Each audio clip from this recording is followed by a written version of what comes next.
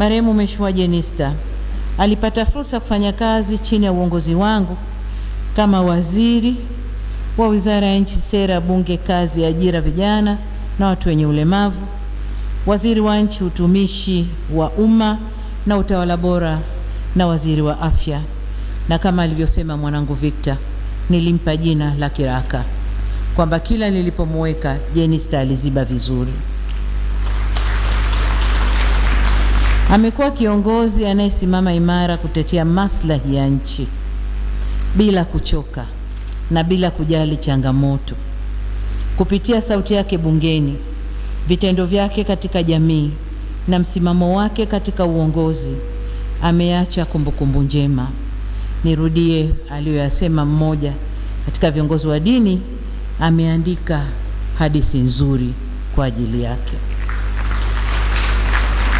Kwa waheshimiwa wabunge na mawaziri, hususan wale wapya, ni waase kufuata nyayo zake kwa namna zifuatazo. Mafanikio ya bunge na taifa yanatokana na mshikamano wa wabunge wote bila kujali tofauti za kisiasa. Mijadala inabaki katika misingi ya kistaarabu na kuhakikisha inalinda heshima ya bunge kama chombo cha uwakilishi na wananchi, na pia kutimiza wajibu wenu kwa uadilifu kama alivyokuwa kiongozi wenu huyu Jenista Mhagama.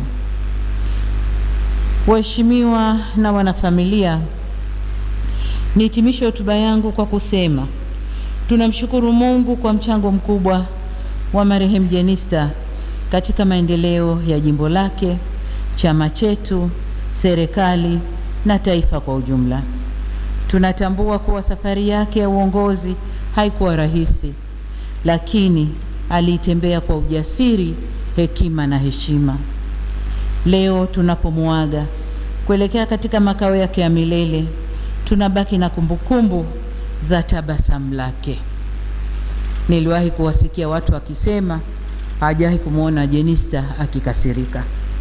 Ukweli ni kwamba alikuwa anakasirika, lakini muda wote alikuwa na tabasamu.